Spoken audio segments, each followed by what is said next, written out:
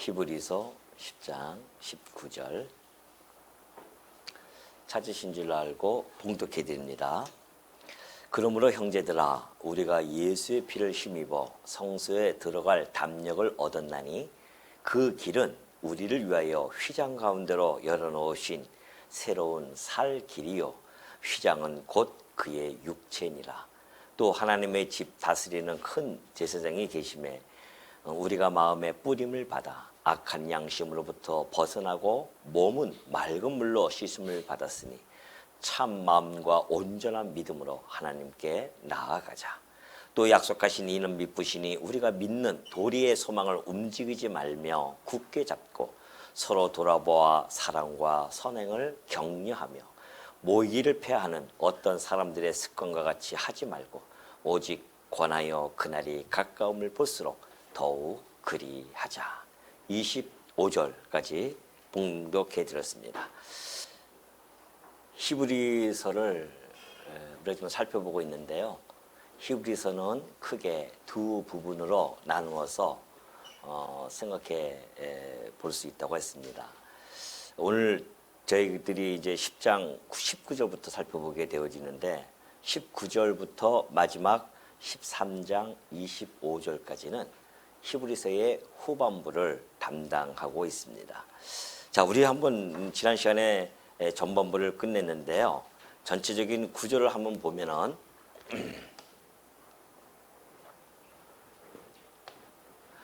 1장 1절부터 10장 18절까지가 전반부라고 했습니다.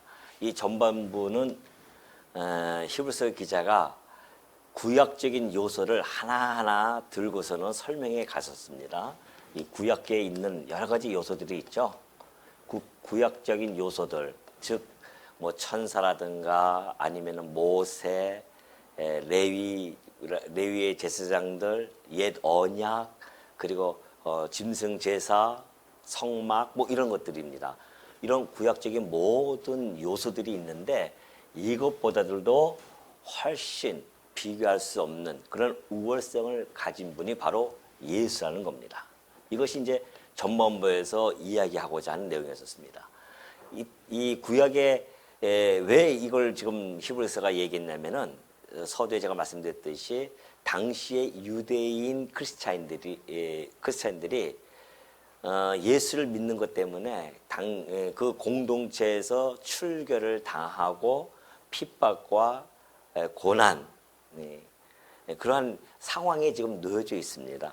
그러다 보니까는 예수 기독교라고 하는 새로 신흥 종교죠. 그때 당시 막 신흥 종교가 나왔는데 그 그리스도교에서 벗어나서 옛 유대교로 다시 돌아가면 그 환경이 완전히 달라집니다.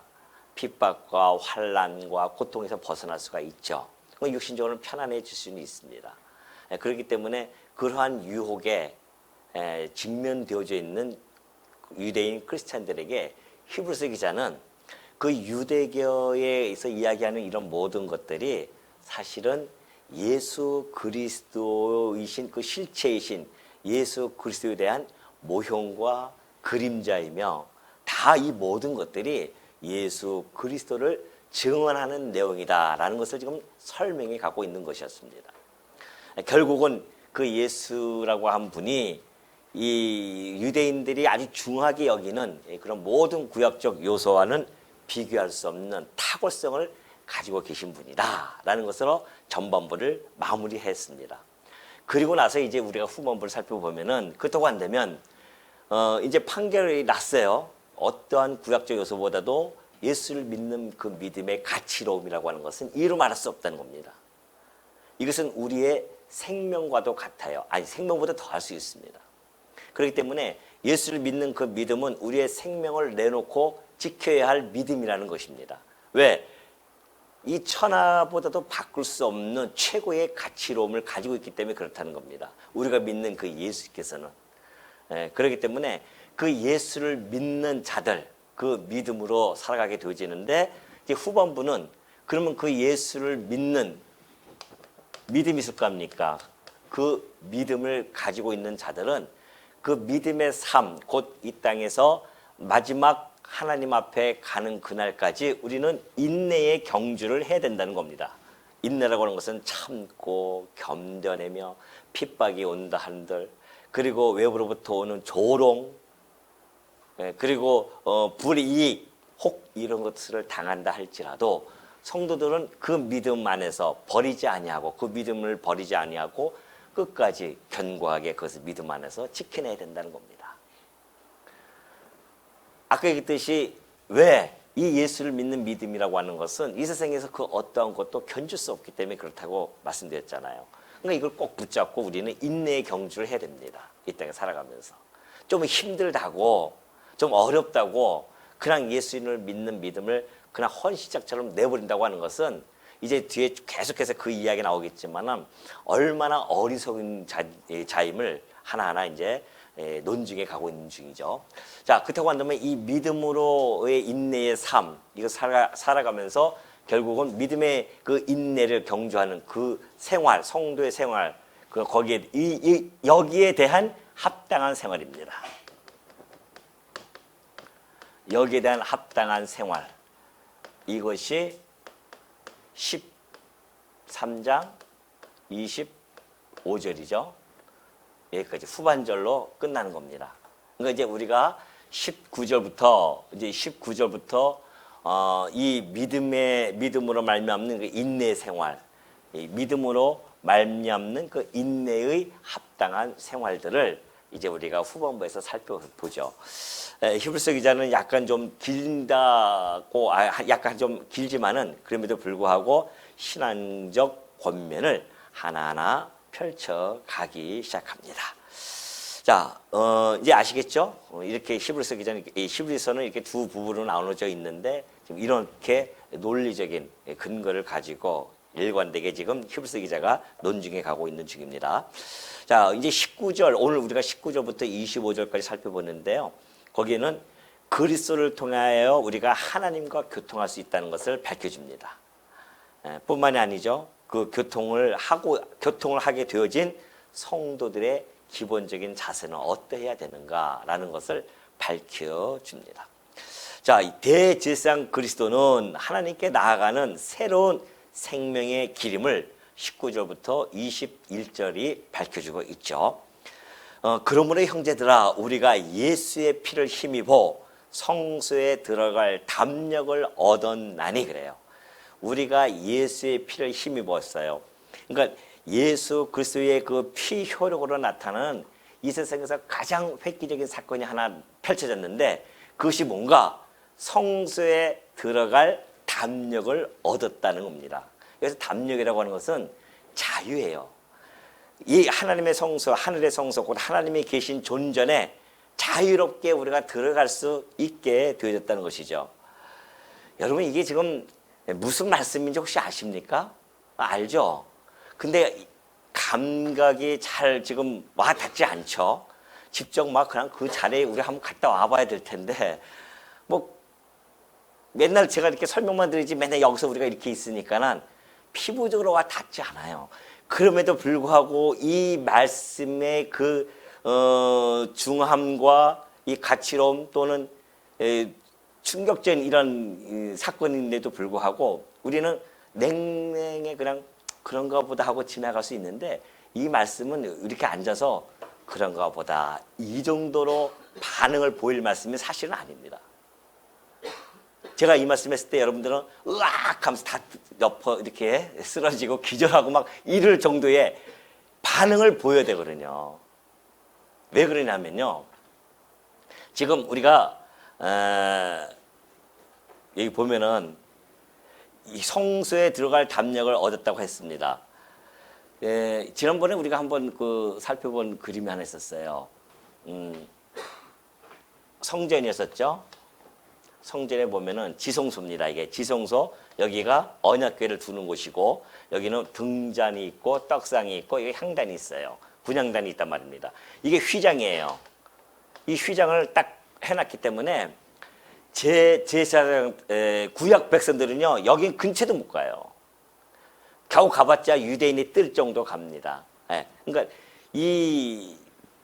이쪽으로 들어가야 되는데 이제 문이 이제 이쪽으로 돼 있기 때문에 동쪽으로 돼 있습니다. 문이. 그럼 이쪽으로 이렇게 제사장들이 들어갔는데 구약 백성들은 근처로 못 가고 아론의 후손들, 곧 레위 지파들만 제사장들만 이리로 들어가서 떡상을 갈아놓고 매일 뭐 등잔을 키운다거나 향단을 피운다거나 이런 일을 할 수가 있어요. 여기는 더 이상 못 들어가고요. 제사장조차도 여기는 못 들어갑니다. 여기는 대제사장만 1년에 한 차례 황소의 피와 염소의 피를 가지고 휘장을 걸쳐서 두렵고 떨리는 마음으로 우리의 모든 죄를 속죄해 주시옵소서 하면서 하나님의 존전 앞에 가는 거거든요. 여기 하나님의 존전이니까 여기가 하나님이 계신 거야 보다 착각하시면 안 됩니다. 하나님은 우리의 손으로 만든 이런 전에 계실 분이 아니죠. 하나님은 온 우주를 창조하신 분인데 온 우주가 그의 발등상이 되어진 것이지, 그분이 이 땅에 여기에 이렇게 와서 이방인들이 신전을 만들어 놓고 신을 거기다 모시는 것처럼 그런 분이 아닙니다. 그럼에도 불구하고 하나님께서는 영이시기 때문에 보이지 아니하니까 우리의 시공형의 제약을 받을 수밖에 없는 우리들에게 계시해 주기 위해서 여기다가 언약궤를 만들어라. 내가 이곳에 임재하겠다. 그래서 그 임재하는 모습을 구름기둥과 불기둥으로 보여주셨단 말입니다. 그러니까 이곳에 하나님이 계시는구나. 인간들이 그렇게 보는 거예요. 그래서 더욱 두려운 것이죠. 하나님 앞에 가는데 하나님 보는 자는 다 죽을 수밖에 없습니다. 우리는 죄인이기 때문에 하나님이 만든 태양조차도 바라볼 수 없는 우리의 이 눈 가지고서는 빛의 근원이신 하나님을 본다? 그 자리에서 죽어버립니다. 그러니 이곳에 이 언약궤로 만들고 모형과 그림자로 만든 곳도 불안해가지고서는 덜덜 떨면서 대제사장이 1년에 한 차례 그것도 겨우겨우 들어가는 곳이에요. 그래서 여기서 하나님의 죄를 용서함 받는 곳이란 말입니다. 그런데 구약 백성들은 물론 이거냐, 제사장도 못 들어가고 대제사장 1년에 한 차례만 들어가요. 제사장들은 매일매일 여기 들어가야 됩니다. 여기까지. 그러니까 이 제사장 직분이 얼마나 거룩하냐 말이에요. 그래서 이 제사장들은 옷에다 피를 뿌리고 물을 다 뿌려가서 정결하게 된 다음에 여기를 들어가서 일을 해야 되지, 안 그러면 또 죽어버려요. 그래서 그렇게 이 곳이 어마어마한 곳입니다. 사실은 우리가 지금 여기서 잘 몰라서 그렇지, 그때 당시에 이 성막 또는 성전의 성소와 지성소는 인간들에게는, 구약 백성들에게는 감히 쳐다볼 수 없는 그러한 장소입니다. 그러니 얼마나 두렵겠어요. 그래서 제사장 직분을 탐하는 자가 있었습니다. 유대인의 왕 중에 우시아 왕이라고 있어요. 그 우시아 왕이 제사장 직분이 탐난 거예요. 그래서 일로 들어갑니다. 성소에 들어가서 분향단을 불 피우려고 막 그랬습니다. 불 피우려고 하니까는 당시의 제사장이었던 아사라가 그걸 보고서는 그 용맹스러운 제사장 80명을 데리고 들어갑니다. 왕하고 이제 부딪혀야 되잖아요. 생명을 걸어야 된단 말입니다. 그래서 그 용맹한 제사장들과 함께 확 들어가서 막 분향을 하려고 하니까, 왕이요, 얼마나 단호하게 얘기했는지 모르죠. 왕이요, 이 제사장의 이 향단에서 분향을 하는 것은 왕이 할 바가 아닙니다. 이것은 아론의 자손인 제사장들만이 하실 수 있는 겁니다. 이것이 하나님이 내리신 명령이에요. 그러니 당신이 이것을 한다고 하는 것은 하나님께 죄를 짓는 것이니 빨리 나가십시오. 그랬단 말이죠. 거기에 기분이 나쁜 거예요. 우시아 왕이. 내가 왕인데 내가 좀 한다고 해서 너희가 왜 그렇게 하느냐 하면서 화를 낸단 말이죠. 화를 내는 순간에 그 자리에서 제사장들 앞에 있어 그 우시아 왕이 이마에서부터 막 나병이 번지기 시작합니다. 그래서 죽을 때까지 나병으로 고생하잖아요. 그러니까 나병이 걸렸으니 여호와의 이 궁정이 있을 수 없고 별궁에, 말이 별궁이지 저 뒷방에 가서 신세 끝나버린 겁니다. 그 정도로 제사장 직분, 이곳에 들어간다고 하는 것은 보통 일이 아니거든요. 그런데 오늘 여러분들이 예수 그리스도의 이 피로 통하여서, 그죠? 피를 힘입어서 어디에 들어가요? 이 성소도 아니에요. 이 모형과 그림자적인 이 지상에서 만든 손으로 지은 이런 것도 아니란 말입니다. 이것의 실체인 하늘에 있는 성소에 우리가 직접 하나님께 이 존전 앞에 나아갈 수 있게 됐다는 거 아니겠어요? 근데 안 놀라셔요 지금? 깜짝깜짝 놀라셔야죠. 이곳에 간단 말입니다 우리가 지금. 그것도 1년에 한 차례가 아니라 언제? 아무 때나 그냥 자유롭게 드나들 수 있도록 그 길을 열어놓으셨다는 겁니다. 그것이 바로 이 20절의 말씀이에요. 그 길은 우리를 위하여 휘장 가운데로 열어놓으신 새로운 살 길이요 휘장은 곧 그의 육체니라. 자 보십시오. 어떤 놀라운 일이 벌어졌는지 예수님이 돌아가실 때 보십시오. 마가복음 15장 37절 보니까요. 예수께서 큰 소리를 지르시고 숨지시니라. 십자가에서 죽으셨어요. 그때에 이에 성소 휘장이 위로부터 아래까지 찢어져 둘이 되니라. 그림 보시죠? 잘 보이십니까? 그림? 저렇게 찢어졌어요. 그때 당시에 찢어진 것을 사진 찍은 건 아니고요. 사람이 이렇게 만들었겠죠. 이게 찢어졌어요. 이것이 찢어졌는데 휘장 가운데 열어놓으신 새로운 살길이요 휘장은 곧 그의 육체니라. 1500년 만에 밝혀지는 놀라운 비밀이 밝혀진 겁니다. 하나님께서 모세를 통하여서 야 이거 만들어 휘장 가운데라 닫아놔라. 아무도 못 들어가요. 하나님을 만나러 갈 때는 휘장을 거쳐야 된단 말입니다. 그럼 이게 도대체 왜 그렇게 하셨을까? 이 휘장을 왜 이렇게 하셨을까? 몰랐어요. 이 구약 백성들은. 그냥 그렇게 하나님이 하라고 했으니까 했죠. 그러나 하나님께서는 이 휘장을 만드실 때에 모형과 그림자 있었기 때문에 당신의 아들을 통하여서만이 하나님 앞으로 나올 수 있다는 것을 여기서 복음적 의미를 담고 이 휘장을 막아놓은 것이라는 것이죠.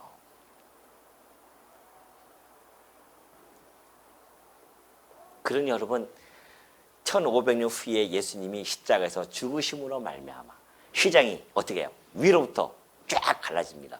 밑으로부터 갈라진 게 아니에요. 인간의 힘으로 어떻게 갈라지는 것이 아니라는 겁니다. 하늘에서 하나님께서 쫙 갈아넣어서 그 길을 열어 놓으신 겁니다. 무슨 길? 새로운 살길. 과거에는 짐승의 피를 가지고 휘장을 지나서 가야 됐지만은 이제는 새로운 길을 열어주셨어요. 하늘에 그 길을 열어주셨는데 이 영원한 살길, 영생의 길을 이 길을 열어주신 거란 말입니다.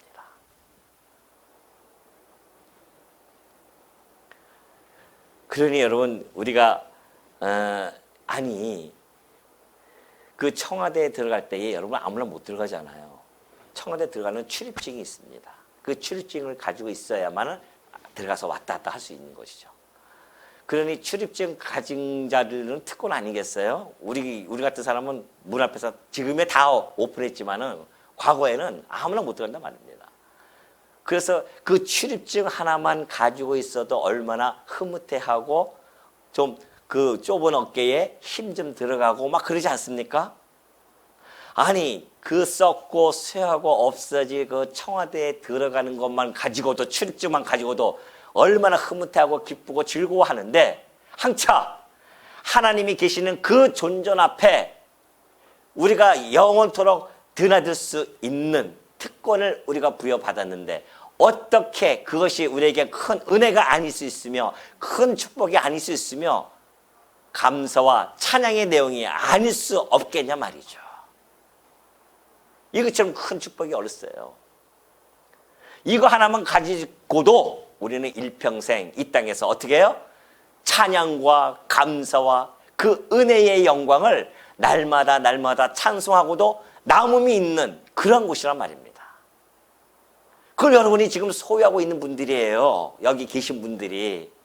근데 뭘 소유하고 있는지도 모르니까 이 땅에서 살아가면서 그렇게 그냥 코가 석자나 빠져 있지 살아가는 것이지 우리의 존재가 어떠한 존재인 줄 알게 되어진다고 한다면 이 땅에 우리가 살아가는 동안에 얼마나 힘있게 담대하게 당당하게 살아갈 수 있냐 말이죠.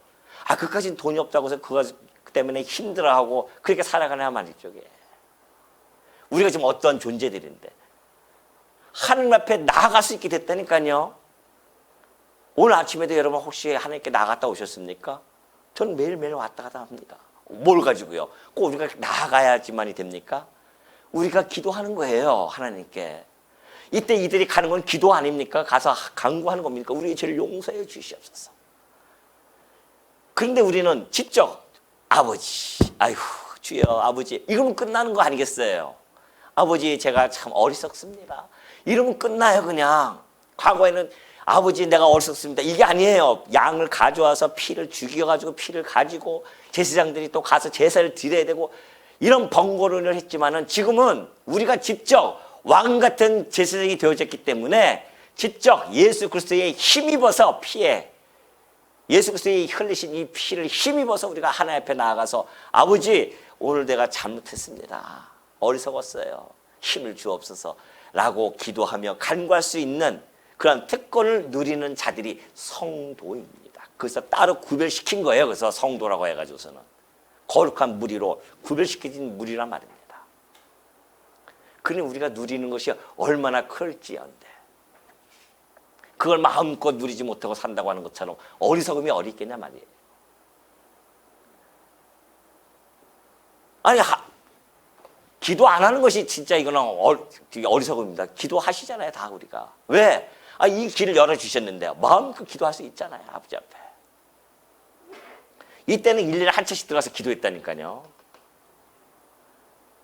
그런 특권, 그런 권세를 우리에게 주셨다는 것. 그러니 여러분이 자랑거리가 무엇이 있겠습니까? 뭘 자랑하려고요? 오로지 예수 그리스도의 피, 곧 십자가 외에는 우리가 자랑할 것이 이 땅에는 아무것도 없어요.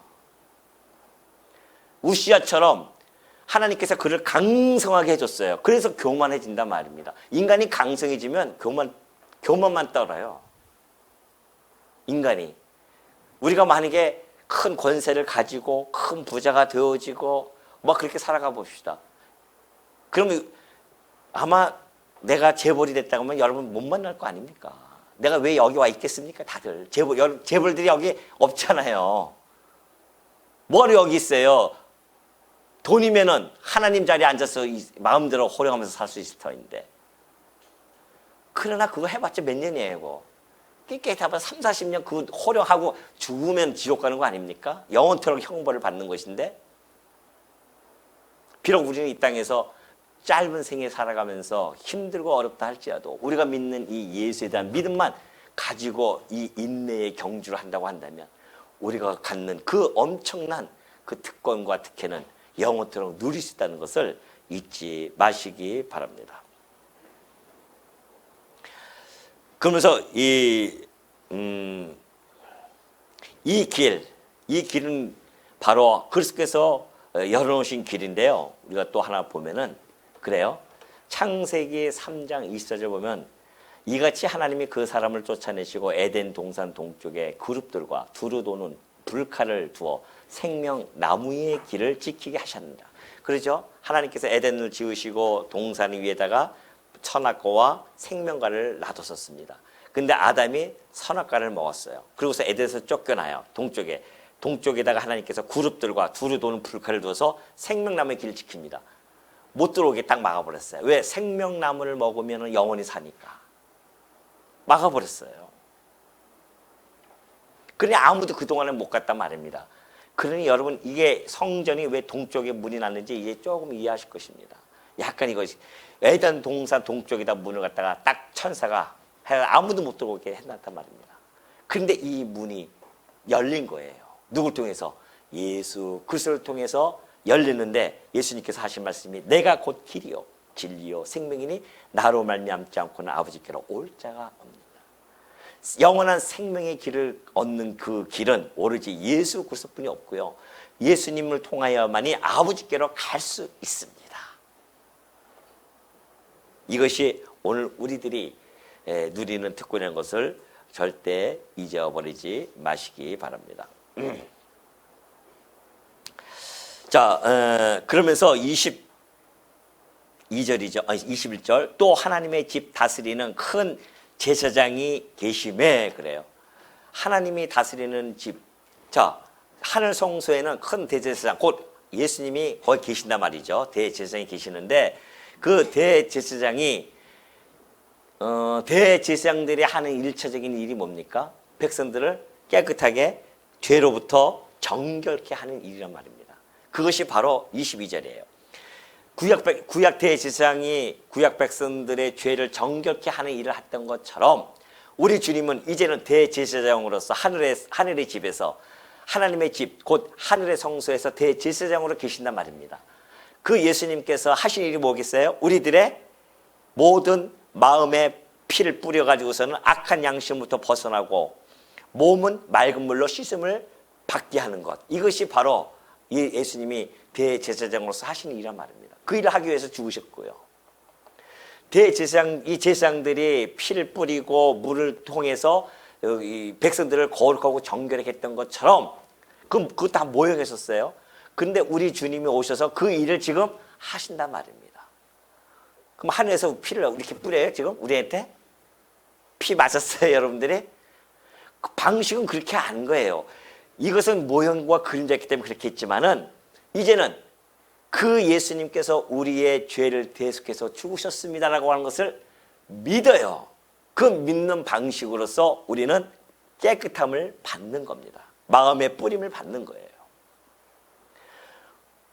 일찍이 예레미야 선지자가 이렇게 말씀해 주신 바가 있습니다. 예레미야 17장 9절에 보면요.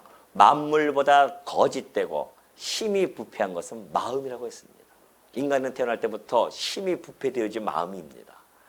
그러니까 다 악한 양심이 바로 그 이야기예요. 악한 양심으로 다 태어났단 말이죠. 그런데 놀랍게도 우리 주님이 오심으로 말미암아 너희는 유혹의 욕심을 따라 썩어져가는 구습을 따르는 옛사람을 벗어버리고 옛사람이 바로 심히 부패한 마음이었죠. 오직 너희의 심령이 새롭게 되어서 하나님을 따라 의와 진리의 거룩함으로 지으심을 받은 새 사람을 입으라고 그렇게 이야기합니다. 예수 그리스도를 믿는 순간 우리는 다시 거듭납니다. 그것이 바로 중생이라고 하죠. 중생이라고 하는 것은 하나님의 의와 진리의 거룩함으로 다시 우리는 새 사람을 입는 겁니다. 속사람이 다시 살아나는 거죠. 우리의 옛사람은 아직 있지만은 그러나 이것을 우리는 점점 벗어버리고 우리의 속사람은 점점 자라나는 것입니다. 우리의 심령이 새롭게 되어졌어요. 그런 심령이 새롭게 되어진 자들이 성도라는 겁니다. 성도가 아닌 분들은 아직도 여전히 심히 부패된 그 마음을 가지고 악한 양심으로부터 벗어나지 못하고 살아가는 겁니다. 그러나 우리가 예수 그리스도를 믿는 순간 우리는 악한 양심, 곧 우리의 죄성이 용서함을 받고 몸은 맑은 물로 씻음을 받는단 말입니다. 다시 말해서 우리가 예수님을 믿고 고백을 하지 않습니까? 신앙적인 고백을 해요. 그때 우리가 무엇을 하죠? 세례를 받는단 말입니다. 세례를 받을 때 우리의 몸이 깨끗하게 정결되어진다는 거죠. 그러니까 맑은 물로 우리를 깨끗하게 씻겨나가는 것. 세례라고 하는 것은 우리가 예수 그리스도와 함께 죽고 예수 그리스도와 함께 살아난다는 거기 때문에 우리의 죄는 죽고 우리의 의에 대하여 우리가 살아나는 그런 모습이 세례의 의미이기 때문에 여기서 지금 얘기하는 것은 그때 당시에 많은 그리스도인들이 예수님을 믿고 다 세례를 받았어요. 우리도 지금 세례 받지 않습니까? 예수님을 믿고 정말 예수님은 하나님의 아들 그리스도임이 틀림이 없습니다. 우리 주님이 나의 죄를 대신해서 죽으셨습니다. 이것을 신앙적 고백을 하는 것이 세례란 말입니다. 그렇게 받았어요. 그래서 우리는 하나님께 나아갈 수 있는 자격 요건이 딱 갖춰진 겁니다. 우리가 이 마음이 새롭게 심령이 새롭게 바뀌지 아니하면 하나님 앞에 나아갈 수가 없어요. 그런데 그 모든 것을 물로 씻음을 받았으니 참 마음과 온전한 믿음으로 하나님께 이제 나아가자 그래요. 얼마나 환희에 찬 권면입니까? 하나님께 나아가는데 뭘 가지고? 우리의 참 마음이라고 하는 것은 진실되고 충성된 마음으로 나가자는 겁니다. 하나님께. 그럴 수밖에 없죠. 어떻게 거짓된 마음을 가지고 하나님께 나갈 수 있습니까? 진실되고 참된 마음, 충성된 마음, 그리고 온전한 믿음, 하나님이 주시는 이 온전한 믿음, 예수 그리스도를 믿는 그 온전한 믿음으로 하나님께 나아가자. 이것이 바로 희망에 찬 우리의 이 히브리 기자의 메시지가 아닐 수 없습니다. 우리는 날마다 하나님께 나아갈 수가 있어요. 그래서 우리는 하나님께 나아갈 때 항상 제물을 가지고 나가듯이 우리 주님이 당신의 몸을 바쳐서 제물을 가지고 들어가셨듯이 오늘 우리 이 왕 같은 제사장인 우리 성도들도 날마다 우리는 거룩한 산 제물로서 하나님께 드리는 겁니다. 그러니까 우리의 삶이 하나님께 드리는 삶이에요. 눈 뜨고 잠잘 때까지 하루의 삶이 지금 나가서 여러분이 어떤 곳에 가서 일하든지 각자 하나님이 보내주신 처소에서 일을 하고 계시지만은 그 모든 것들이 하나님께 드려지는 뭐예요? 제사라는 겁니다. 그것이 거룩한 산 제물로 드려지는 제사예요. 우리의 삶이 제사예요. 하나님께 드려지는 거란 말입니다. 그냥 어떤 거 하나 소홀히 여기고 어떤 거 하나 그것이 천한 것이 어디 있겠습니까? 이것이 종교개혁자들이 들고 나온 슬로건 아니겠어요? 만인 제사장이라고 하는 것이. 천주 로마 가톨릭은 우리만 사제야 했는데 종교개혁가들이 무슨 소리냐, 우리 모두 다 사제다, 하나님께 만인 제사장으로서 구두를 닦는다 할지라도 그 일이 곧 하나님께 드려지는 제물이다, 제사다, 그런 이야기입니다. 그러니 여러분이 가는 곳곳에서 일하는 그것이 하나님께 드려지는 그 제사라고 생각한다고 한다면 우리가 그것을 어떻게 소홀히 여기며 그 일을 정말 충성되게, 사장이 보든 안 보든 상관이 없어요. 그럼 하나님이 내게 맡겨주신 일이라 생각하고 하나님 앞에서 충성되게 일하는 것이 성도의 자세라는 겁니다. 세상 사람들이 안 그러잖아요. 사장 보면 열심히 하고 안 보면 안 하잖아요. 이게 우리 인간의 본성이거든요. 주인이 보면 하는 척 했다가 안 보면 안 하고, 이것이 끝없는 우리들의 모습인데 이거와 싸우는 것이 성도입니다. 나는 하나님 앞에서 살아가는 자들이야. 하나님이 네 일을 내게 주셨어. 비록 월급이 작다 할지라도 내게 주신 이 일이기 때문에 최선을 다해서 충성되게 일하면 사람들에게도 인정을 받게 되어집니다. 사람 인정받으면 직급이 올라가고, 직급이 올라가면 뭐가 또 올라가겠어요? 따라오는 거라니까요. 돈을 보고, 세상 사람들 지혜가 있어서 돈을 보고 쫓으면 안 된다고 하는데 성도들이 돈을 보고 쫓으면 되겠어요? 어떤 일이든지 하나님이 내게 주신 일이다. 내가 오늘 이곳에서 내가 정말 진실된 마음과 충성된 마음으로 하나님께 이 일을 통하여 영광을 돌려드린다고 하는 그런 마음가짐으로 한다고 한다면 어느 직장에 가든지 간에 거기서 군계 일하게 되어지는 겁니다. 그래서 인정을 받는 거예요. 근데 요즘 믿는 사람들이 더 그랬는데 그냥 안 보면 더 그냥 안 하고 막 그렇게 해버리면 사람들이 어떻게 되겠어요? 아, 믿는 사람은 뭔가 좀 다른데 그런 거 있어야 되는 거 아니겠습니까? 그걸 좀 보여주고 있는 거죠. 그래서 참 마음과 온전한 믿음으로 하나님께 나아가자. 하나님께 나아간다니까 지금 어떻게 나아가냐고. 지금 하나님께 어디 계시는지는 모르는데 하늘에 계시는데 그런 뜻이에요. 그러니까 우리의 삶 속에서 온전한 믿음을 가지고 참 마음을 가지고 우리의 삶을 살아갈 때 그것이 하나님께 나아가는 삶이라는 것을 잊지 마시기 바랍니다. 또 약속하신 이는 믿으시니 우리가 믿는 도리의 소망을 움직이지 말며 굳게 잡고 서로 돌아보아 사랑과 선행을 격려하며.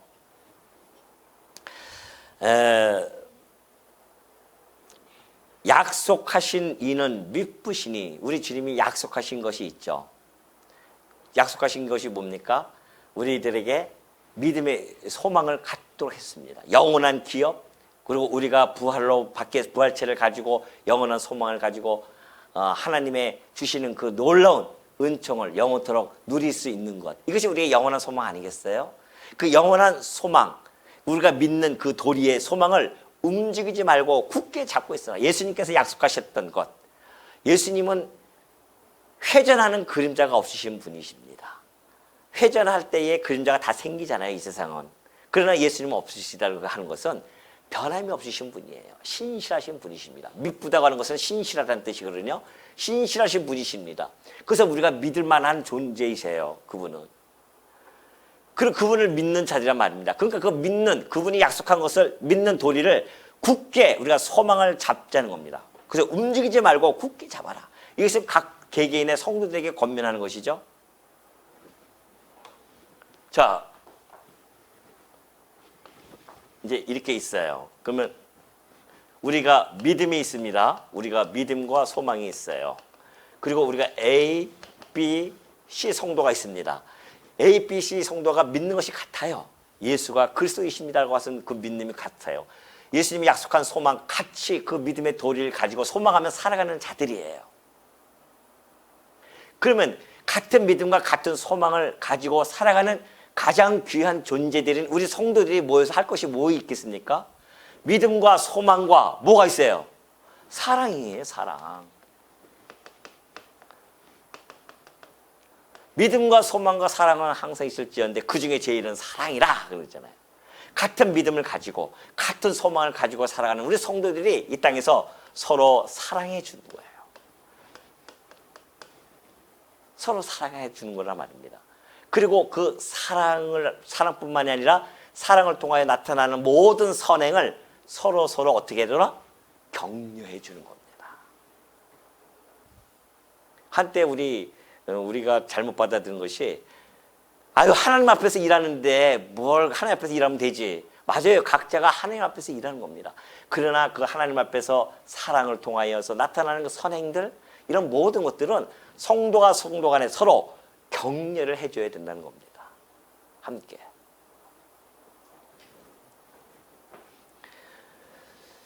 같은 소망을 가진 그러한 우리 성도들이 서로 같은 태도, 어떠한 태도를 보여줘야 되는가? 서로 관심과 그리고 격려를 해줘야 된다는 것이죠. 사실 우리가 사랑이 있으면요, 그 사랑은 이 교제를 자꾸 하게끔 되어져 있어요. 촉진할 수밖에 없습니다. 사랑은 교제를 촉진하는 거예요. 교제를 또 나누다 보면은 사랑은 또 어떻게 돼요? 점점 자극을 받는 거죠. 사랑의 자극을 받는 겁니다. 그 또 사랑하게 되어지는 것이고, 교제를 자꾸 나누다 보니까 또 사랑해주고 싶은 마음이 생겨요. 근데 교제가 없으면은 사랑 이렇게 나눌 수 있는 그거 없잖아요. 그러니까는 교제가 멀리하게 되어지면 사랑이 점점 멀어질 수밖에 없고, 교제가 가까워지면 사랑이 점점 나타날 수밖에 없고, 또한 사랑이 있으면 교제하고 싶은 마음이 또 생길 수밖에 없는 것이고, 사랑하는데 만나고 싶지 않아요? 아니 그리스도의 사랑을 가지고 있다고 하면서 A라는 성도가 B 성도를 만나기 싫어해요? 그건 사랑이 아니죠. 세상에서야 무관심 속에서 살아가기도 하고 다툼 속에서 살아가지만 교회라고 하는 이 공동체는 그러한 곳이 아닙니다. 예수 그리스도의 피로 서로 묶여진 공동체이기 때문에 서로가 날마다 보고 싶어하고 서로가 관심을 가지고 격려해주고 세워주고 그런 일들을 하는 것이죠. 그러니 25절에서 바울은 아직 히브리서 기자는 너무나 잘 밝혀주고 있어요.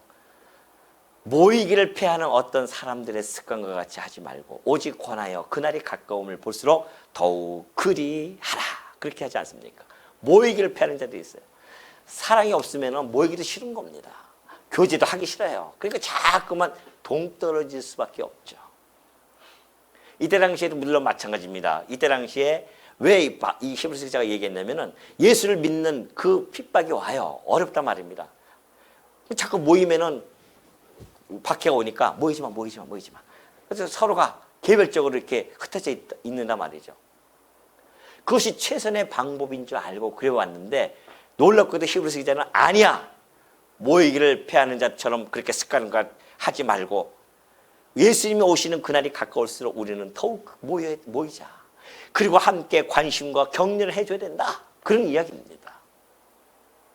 그러니 여러분 모이지 않는 교회 요즘은 그게 또 유행 아닙니까? 지금 이 코로나 시대에 이르러서 가난한 성도 뭔지 알죠? 안 나가서 거꾸로 하면 안 나가 성도입니다. 교회 안 나가는 성도가 200만 명이래요. 그걸 갖다가 안 나가 성도 하기 뭐하니까 가난한 성도 하는 거거든요. 지금 안 나가요. 근데 맨 처음에는 코로나 때문에 안 나가서 막 안 나오면 큰일 나는 줄 알았는데 보니까 교회당 안 나가도 마음이 맨 처음에 불안했는데 괜찮아져요. 점점 습관되니까 편하기 시작해요. 편하다 참. 인터넷으로 공부하면 되지. 이제 그걸로 점점 바뀌어요. 그러니까 인터넷에서 예배드릴 때 파자마 입고 누워서 그냥 과자 먹으면서 예배 드리는 사람이 태반입니다. 자세가 벌써 흩어지기 시작해요. 그리고 이제 편리 위주의 신앙을 갖기 시작합니다. 이것이 사실은 사단의 전략이에요. 왜? 교회는요, 유기체 공동체입니다. 유기적으로 되어져 있어요. 그리스도의 머리 대신 그리스도와 성도들이 유기적으로 맺어져 있는 것이 교회 공동체입니다. 유기라고 하는 것은 연합이에요. 서로 연합이 되어서 서로 연결되어서 끊임없이 이루어지지 않으면 세워질 수가 없습니다. 교회는 그래서 모이기를 힘쓰지 아니하면 세워지기 힘든 곳입니다. 개별적 신앙 가지고 절대 안 됩니다. 여러분 제가 지난번에도 말씀드렸지만 동물의 왕국 보셨죠? 그 들소들 얼마나 큽니까? 들소들이 사납습니다. 초식동물이지만 그러면 사자가 혼자 상당히 힘들어요. 못합니다. 그래서 연합작전을 피해요. 근데 사자들이 어떻게 연합작전을 피는 줄 아십니까? 일단 한 마리를 그 물에서 떼어내야 돼요. 같이 있을 때는 꼼짝 못합니다. 떼어내야 돼요. 그래서 이제 사냥 모주 시작하면은 막 옆에 하면서 한 마리를 갖다가 쫙 일로 끌고 가게 해요. 그 한 마리가 물에서 떨어져 나가면 그때는 끝장나는 겁니다. 죽어요. 사자들이 가차없이 막 이런 공격하기 시작합니다. 한 마리 있는. 그러나 두세 마리만 있어도 공격을 잘 못해요. 아니 짐승세계도 그러한데 사단이 그걸 모르겠습니까? 성도들을 하나하나씩 분산시키는 거예요. 분산시켜서 아유 교회당 뭐 나가면 뭐 나 그 꼴보기 싫어 죽겠어. 예, 꼴보기 싫은데 안 나가는 게 훨씬 편해. 요즘 그게 빠진 사람들이 얼마나 많은지 모릅니다. 인터넷 성도들이 그래요. 인터넷 성도들이 아유 교회당 나가면은 꼴보기 싫은데 너무 편하고 좋잖아요. 사람하고 부딪힐 일도 없고 그냥 편안하게 신앙생활 하는 줄 알고 착각하는데 그것이 사단의 괴계라니까요. 결국은 점점 떨어져서 나락으로 떨어지는 길이에요. 그러나 성경은 그렇게 이야기하지 않습니다. 얼마나 성도들을 모이기를 힘써야 되는지. 비록 A와 B가 불화가 있고 비록 부딪힌다 할지라도 그것이 곧 A와 B를 하나님께서 둥글둥글한 이런 모습들을 깎아서 어떻게 해요? 서로가 서로에게 맞아 떨어져야 되는 거 아닙니까? 깎이는 작업이에요. 서로가 아픔이 있어야 됩니다. 교회 성도들이 아픔이 없이 어떻게 자라납니까? 성도끼리 아픔이 있어야 돼요. 물론 과정은 힘들고 고통스럽지만은 그 과정 속에서 우리가 깎이는 작업이란 말입니다. 그러니까는 교회에 모여서를 함께 때로는 싸우기도 하고 부딪히기도 하고 그러면서 아이고 내 죄성을 드러내기도 하고 내가 여제 이것뿐이 안 되나 이걸 깨닫기도 하고 그러면서 점점 더욱더 사랑하는 마음을 갖게 하고 이런 여러 가지 과정을 통해서 해나가는 것이 교회의 모습입니다. 근데 안 모여요? 좀 귀찮다고? 이런 걸 부딪히기 싫다고요? 성도를 하나 갖다가 완전히 바보로 만드는 작업이 바로 그 작업이에요. 그래서 혼자서 신앙생활 하다가 어느 순간에 그것도 흐져보지. 그냥 끌려가는 겁니다. 이렇게. 그래서 우리가 인터넷 교회가 신중히 생각해야 될 문제가 그겁니다. 만약에 그것이 인터넷으로 끝나버리면요. 끝나는 거예요. 진리 전승이고 없습니다. 그 목회자는 거기서 한 차례 잘 해먹고 끝낼 수는 있죠. 그 다음에는 없잖아요, 대안이. 그러면 그 성도들 또 다른 데 가서 또 하는 것이고. 요즘은 인터넷 서핑해 얼마나 많습니까? 서핑이에요, 서핑. 설교도 다 서핑하고 다니면서. 그런 시대에 우리가 좀 살고 있습니다. 그것이 때로는 우리에게는 좋은 어떠한 계기가 되어질 수 있지만 이것을 잘못 사용하게 되어지면 오히려 독이 되어지는 그런 것을 우리가 잘 알게 되어집니다. 그런 차제에 우리 성도들처럼 이렇게 모이기를 힘쓰는 교회가 또 어디 있습니까? 굉장히 감사한 거죠, 우리 교회가. 너무나 감사하죠. 오늘부터 우리 루디아 또 끝나면은 기도회를 한다고 하는 거 아닙니까? 루디아끼리 우리 집사님을 위해서. 그러니 우리 이 성원교회처럼 이렇게 모이기를 힘쓰는 교회가 진짜 바른 교회입니다. 보십시오. 바울도 바울이요 데살로니가 성도들에게 이렇게 편지 썼어요. 형제들아, 우리가 잠시 너희를 떠난 것은 얼굴이요 마음은 아니니 너희 얼굴 보기를 열정으로 더욱 힘썼느라. 바울이 데살로니가 성도가 보고 싶은데 잠시 너희를 떠났는데 마음은 아니다. 내가 지금 얼굴만 떠난 것이 마음은 늘 너희와 함께 있다는 겁니다. 그러면서 너희 얼굴 보기를 열정으로 더욱 힘썼다.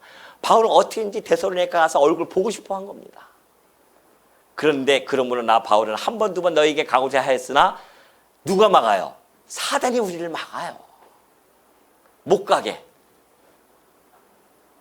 그러니까 여러분 우리가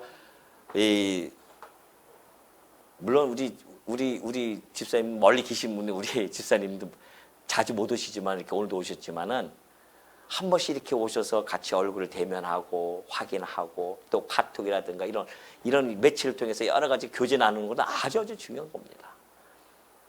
혼자서 독단적으로 지금 생활하고 계신 분들은 사단이 막는 중입니다. 지금 사단이 막아버리는 거예요. 가지 마. 왜? 모이면은 제일 싫어하니까 사단이 모이는 것은. 하나로 유기체로 꽝꽝 묶여져서 성전이 지어져 가고 있으니까. 흩어져야 성전이 안 지어질 텐데. 그러한 사단의 괴계에 여러분이 휘둘리지 마시고요. 우리 예수님께서 몸을 찢어서 이 천국으로 가는 길을 열어 놓으셨으니까 이 땅은 무관심과 그리고 다툼으로 가득 찬 이 세상인데 이 세상에서 우리 성도님들은 그 영생의 길을 함께 가는 성도들로서 함께 마음을 합하고 모이기에 힘쓰고 서로를 향해서 항상 관심과 그리고 격려를 잊지 아니하는 하나님의 선한 일꾼들로서 살아가시는, 그래서 하나님께 나아가는 우리 성도님들이 되어지시기를 당부드립니다.